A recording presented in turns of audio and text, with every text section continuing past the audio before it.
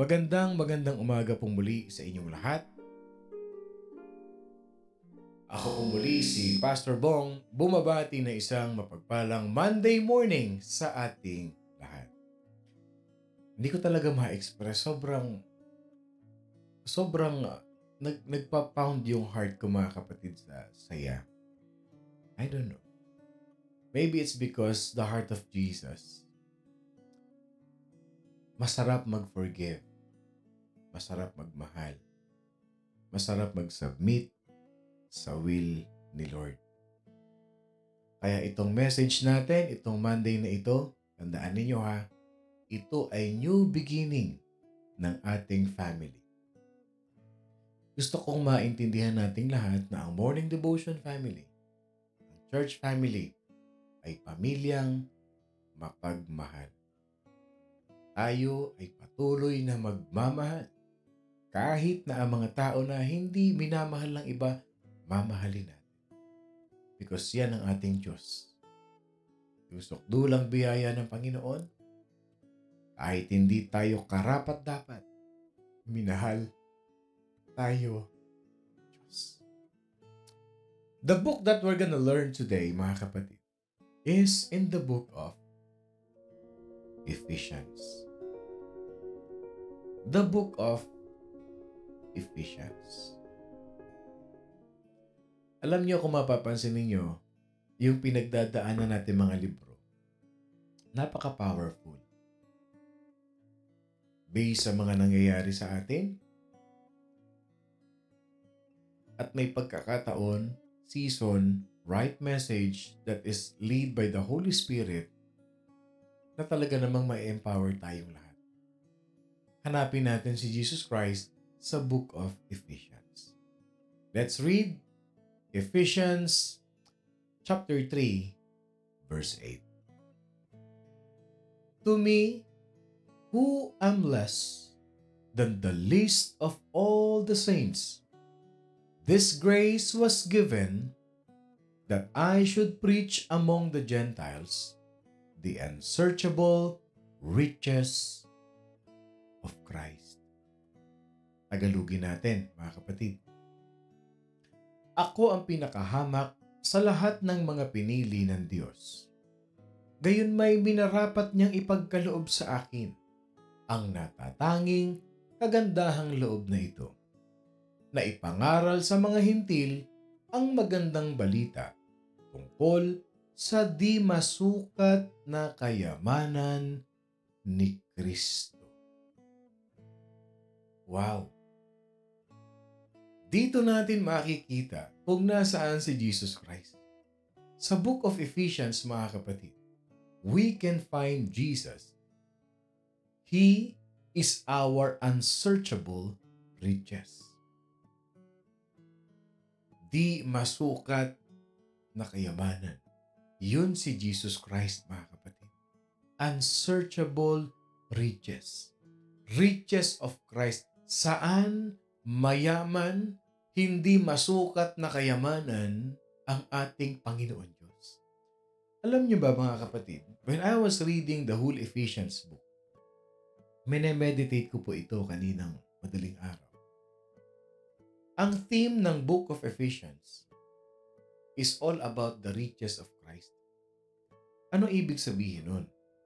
Ang tema ng book ng Efeso or Ephesians ay natutuon patungkol sa di masukat na kayamanan ng Panginoon Diyos. Alam ba ninyo na kaya nyo ring magkaroon ng hindi masukat na kayamanan? When I was reading this, I was in tears. Jesus Christ is God. He is human. We are human. Pero alam niyo bang meron din tayong kakayanan na magtamo or magkaroon ng unsearchable o tinatawag na hindi masukat na kayamanan. True riches are not only in finances and monetary, in money. Hindi po yun ang tunay na kayamanan. Ang tunay na kayamanan, based on the book of Ephesians, yung puso. Kaya kung ikaw, malaki ang puso mo sa forgiveness, malaki ang puso mo sa love, sa pagmamahal, sa pangunawa, mayamang ka. Pwede kang magtamo ng unsearchable riches, pwede kang magkaroon ng walang sukat, di masukat na kayamanan kung tayo ay mapagmahal, mapagpatawad, maunawain, mapagkalinga na isang Kristiyano. Yung bang hindi alam ng mga tao, parang ang yaman naman ito sa forgiveness. Parang ang yaman naman ito sa pagmamahal. Kahit na ginagawa sa kanya ng mga tao yun, mahal pa rin niya. Yun si Jesus Christ, the riches of Christ. At kung babasahin natin ito mga kapatid, Ephesians 1 verse 7, ito mababasa natin. In Him, we have redemption through His blood and forgiveness of sins according to the riches of His grace.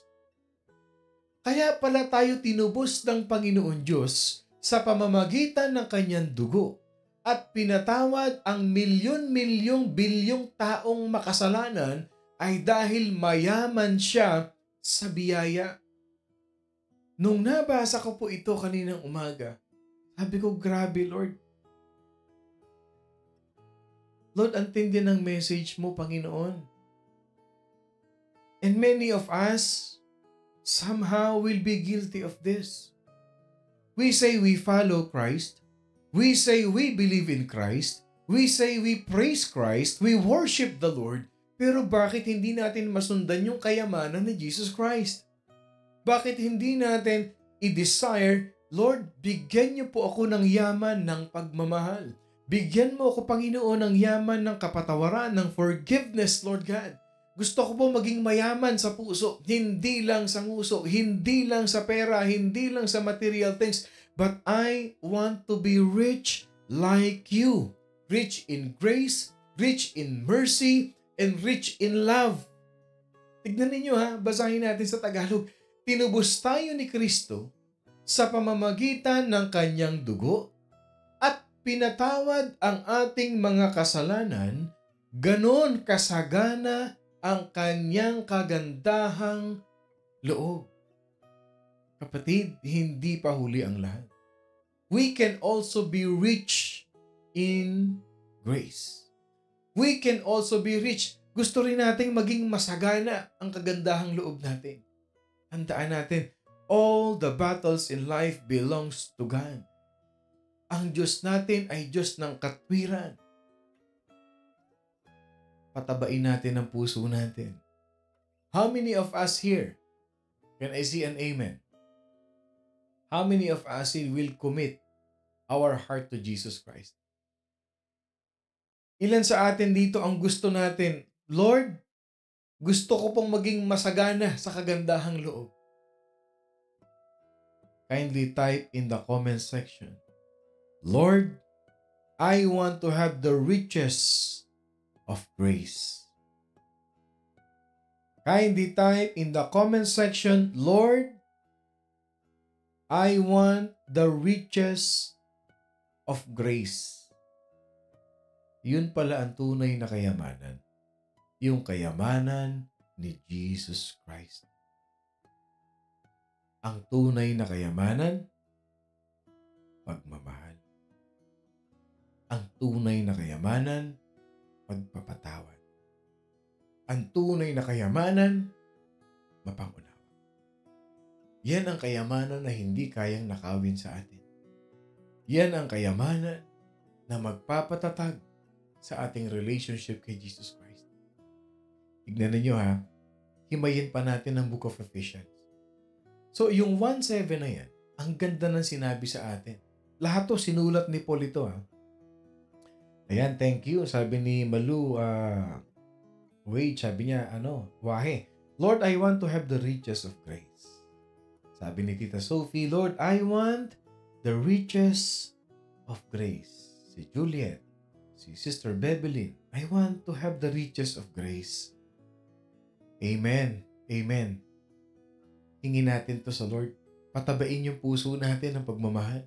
Kahit nakonsumido ka na sa asawa mo, nakukonsumi ka sa ka-churchmate mo, Nakukonsumi ka sa trabaho mo, Lord, I want to have the riches of grace. Yung kahit na anong nangyayari sa'yo, may peace ka. Kahit anong nangyayari sa'yo, nakakangiti ka. Kasi mataba ang puso. Mataba ang puso. A new beginning, new family, new morning devotion, new declaration. Lord, I want the riches of grace. Basahin natin yung verse 18. Tignan nyo yung desire, okay? For us to have an understanding na ma-enlighten tayo. Okay? Ephesians, okay? Ephesians chapter 1 verse 18. Sabi niya that you may know what is the hope of His calling, what are the riches of the glory of His inheritance in the saints. Ang ganda sa Tagalog nito Tignan niyo sa Tagalog to Naway liwanagan ng Diyos ang inyong mga puso upang malaman ninyo ang pag-asa na para doon ay tinawag niya kayo. Aba kaya pala tayo tinawag ng Panginoon para magkaroon ng kaliwanagan yung puso natin. Hindi lang magkaroon ng kaliwanagan ng puso, para malaman din natin ano yung dapat nating malaman at bakit tayo tinawag ng Panginoon Diyos. Okay, basahin natin Tinawag niya kayo kung gaano kasagana ang pagpapalang inilaan niya para sa kanyang mga banal. Kaya pala tayo nililiwanagan ng Panginoon Diyos. Kaya pala tayo tinawag ng Panginoon para maintindihan natin kung gaano kasagana yung pagpapalang ilalaan ng Diyos para sa atin. Yun pala yun. The more na na-acquire natin yung kayamanan ng Panginoon Diyos sa puso natin, merong reward. May inilalaan si Lord sa puso natin, sa buhay natin, sa kaluluwa natin, sa buhay natin mga kapatid. Para sa atin. Ibig sabihin, when we grow, when we become rich in love, when we become rich in heart, mga kapatid, the more we become holy. Sundan pa natin Sundan pa natin, okay? Dito, riches of the glory of God. Okay? Kanina, riches of grace. Pansinin nyo ito Point number 1, riches of grace. Ephesians chapter 1 verse 7. Yung riches of glory, Ephesians chapter 1 verse 18. Ito pa, riches of mercy and riches of grace na naman. Ephesians chapter 2 verse 4, verse 6, and verse 7. But God who is rich in mercy. Ito yung forgiveness. Mayaman ang Diyos sa pagpapatawad. Magpayaman din tayo sa pagpapatawad. One thing, powerful thing that I have learned. Learning. Yes, magre-react ka. Magagalit ka. May magagawa ka, may masasabi ka. Pero in a snap of a finger, repent. Confess. Hingi ng tawad kay Lord. Bakit? Si Lord rich in mercy. Tuloy natin. But God who is rich in mercy raised us up together in the heavenly places in Christ Jesus, that in the ages to come, He might show the exceeding ito riches of His grace in His kindness toward us in Christ Jesus. Tagalog. Subalit napakasagana ng habag ng Diyos at napakadakila ng pag-ibig niya sa atin. Tayo na tumanggap sa Kanya, nakipagkaisa tayo. Verse 6, dahil sa ating pakikipag-isa kay Kristo Jesus, tayo'y muling binuhay na kasama niya upang mamunong kasama niya sa kalangitan. Verse 7, ginawa niya ito upang sa darating na mga panahon ay maipakita niya ang di masukat na kasaganaan ng kanyang kagandahang loob sa kabutihan niya sa atin sa pamamagitan ni Kristo Jesus. Dagdagan pa natin, Ephesians 3 verse 16. Alam niyo, punong-puno ito Sinishare ko sa inyo ito mga kapatid. Dapat ito yung mga minememorize natin. Ito yung mga isinasapamuhay natin. And I'm learning with these verses. Ephesians 3 verse 16, that He would grant you. Ibibigay niya sa atin to. Itong mga pinag-usapan natin, itong binanggit natin mga verses. Ibibigay sa atin that He would grant you according to the riches of His glory. Riches of glory naman ha. Kayamanan ng kaluwalhatian. Bakit ibibigay sa atin ang kayamanan ng kaluwalhatian ng Panginoon? Bakit ibibigay sa atin yung riches of grace, yung riches of mercy, yung riches of His glory? Bakit? Ito yung sagot. To be strengthened with might through His Spirit in the inner man. Yun pala yun. Kaya pala niya ibibigay sa atin, kaya pala niya gusto tayo maging mayaman sa kayamanan niya, para ano? To be strengthened with might through His Spirit in the inner man. Ako, tagalogin natin ulit.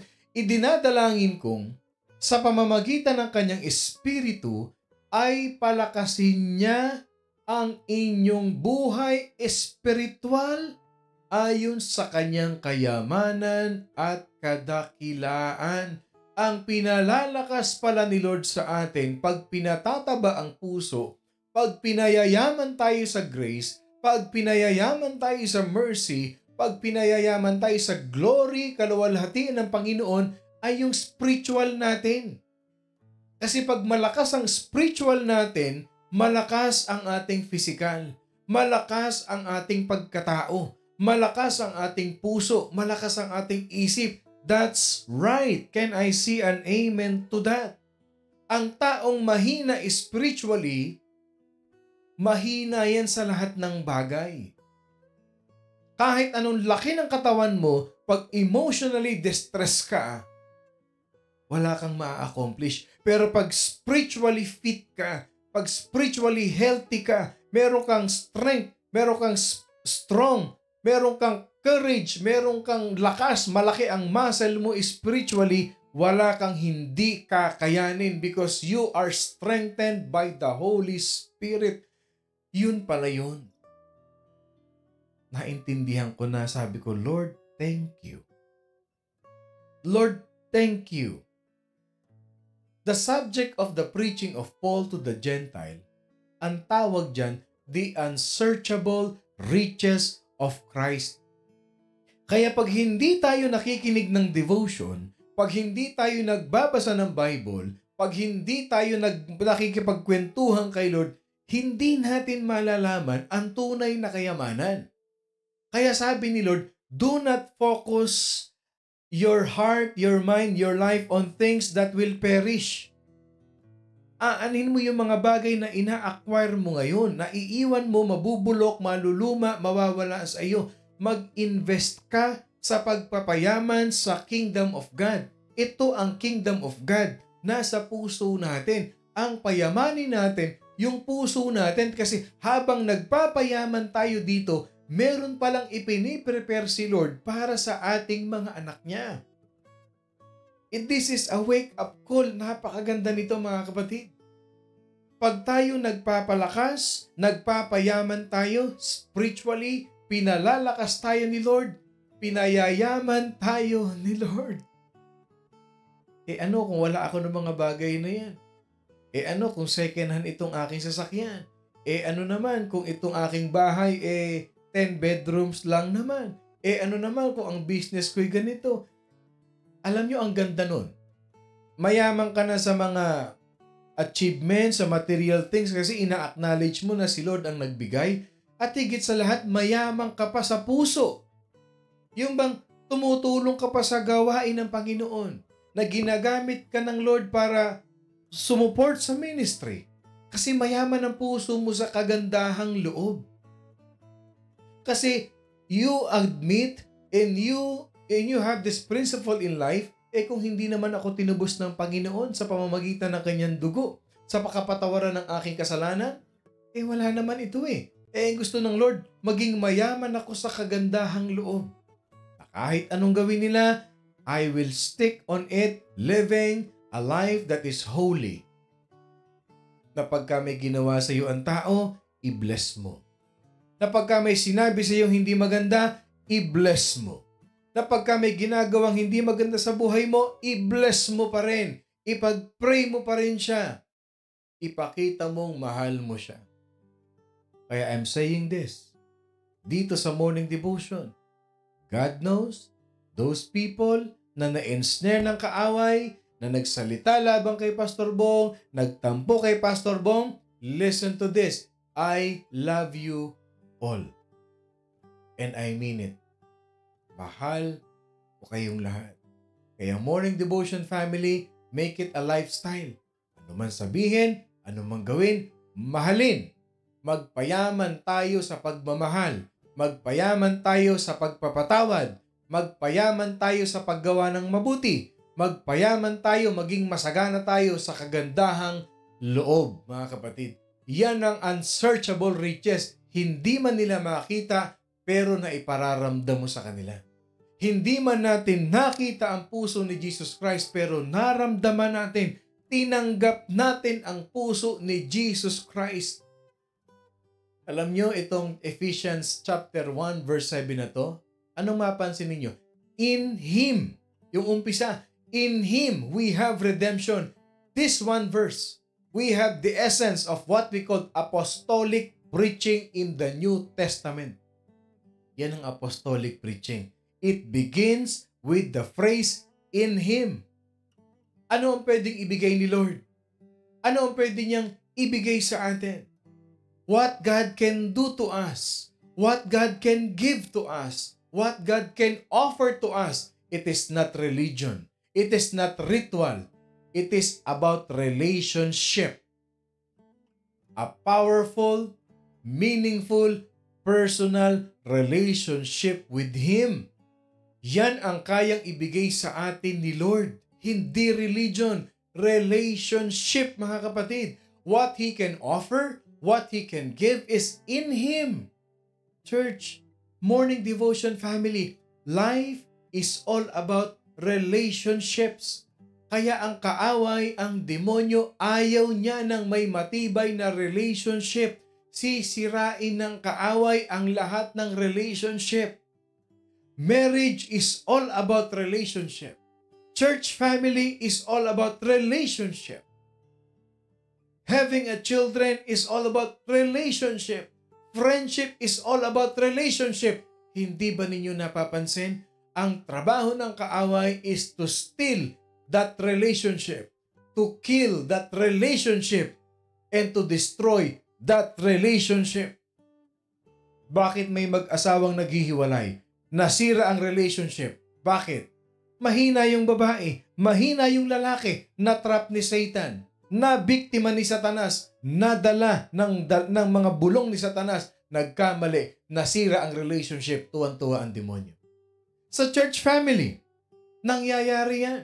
Kasi ayaw ng kaaway na may masayang relationship ang church family, sisirain niya yan.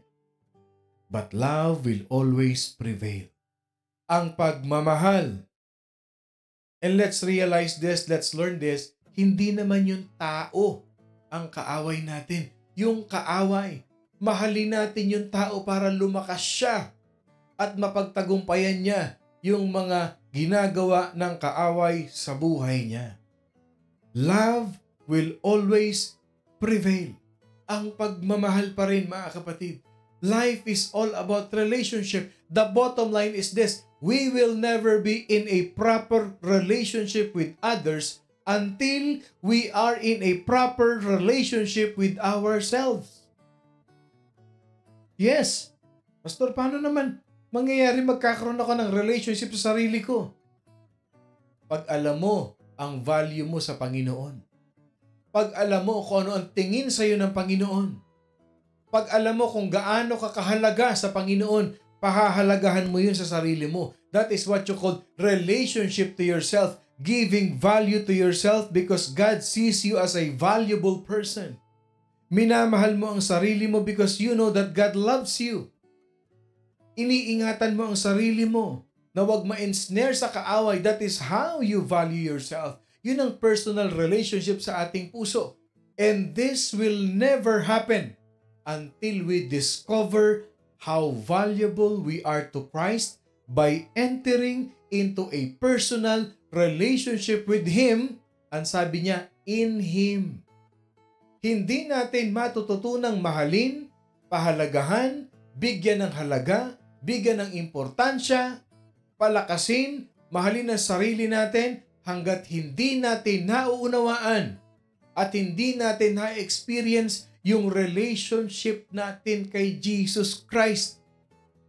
That's true. Very basic. Basic 101. God loves you. God forgives you. God is gracious upon you. God is merciful on you. Yun lang. Yan ang kayamanan. Ito yung riches na pinipreach ni Paul na ni-reveal niya sa atin sa Book of Ephesians. Inubos tayo ni Kristo dahil sa kanyang kayamanan ng pagmamahal at biyaya.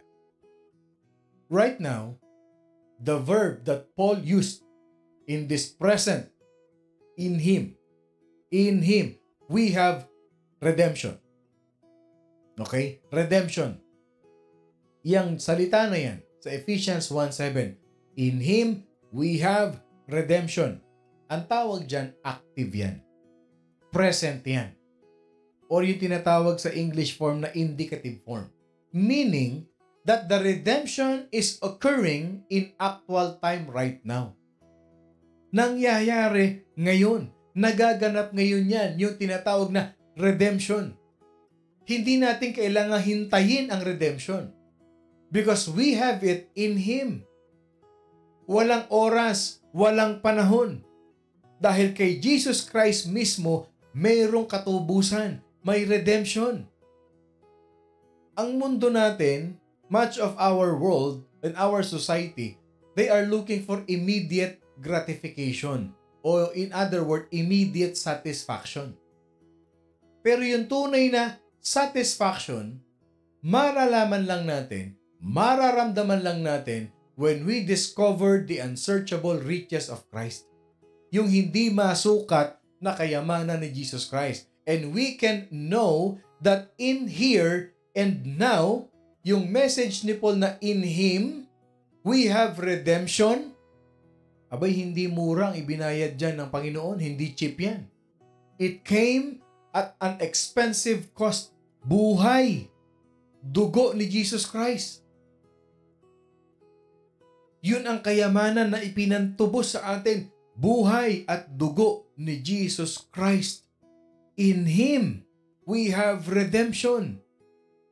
Kaya yung kayamanan ni Jesus Christ, tinanggap natin, napakayaman yan. Ang tawag dyan, great price. Pero hindi nyo ba napansin? Yung great price na yan, yung kayamanan na yan, tinanggap natin, walang kapalit. Walang kondisyon yan, mga kapatid. It is not by His power, it is not by His love, it is not by His teaching, but by His blood. Hindi yung power ni Jesus ang tumubos. Hindi yung pagmamahal, hindi yung kanyang pagtuturo, yung dugo ni Jesus Christ. Dahil sa kanyang dugo, nagkaroon tayo ng relationship sa ating Panginoon Diyos. Simple lang. Halimbawa, may kaibigan ako. Mahal ko siya. Nakakulong siya. Yung bang pagmamahal ko, mapapalaya siya sa kulungan, mapapiyansahan ko siya. Nandun yung love, mahal ko siya. Halimbawa, ako, may kaibigan na nakakulong. Pag ba tinuruan ko siya ng tama, pangaralan ko siya, mapapalaya ba siya? Hindi. Not unless bubunot ako ng pera, papiyansahan ko siya, makakalaya siya. Kaya sabi ko sa inyo, not by His power, not by His love, not by His teaching, but by His blood. Yung dugo ni Jesus Christ. It is the blood of Jesus who redeemed us and forgave our sins, mga kapatid. The privilege is neither earned nor deserved and cannot be bought. The blood of Jesus Christ, the redemption of our sin, it is a gift given freely to us through the sacrifice of His blood that we only need to believe and to follow. At anong resulta? The forgiveness of our sin. It is only through Christ that we can find forgiveness for our sin. Through Christ that we can only forgive others. Malamdaman natin yung pagpapatawad ng Diyos sa buhay natin, patawarin natin ang sarili natin, at patawarin natin ang kapwa natin. Gaano kaluwang, gaano kalaki ito?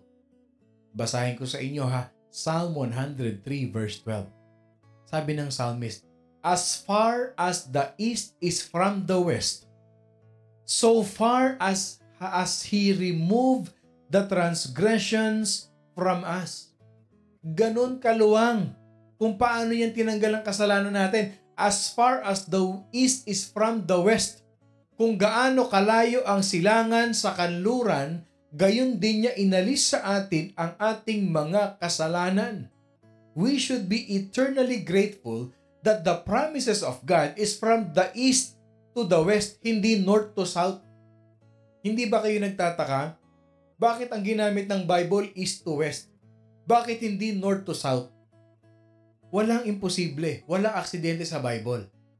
Kasi alam nyo kung bakit?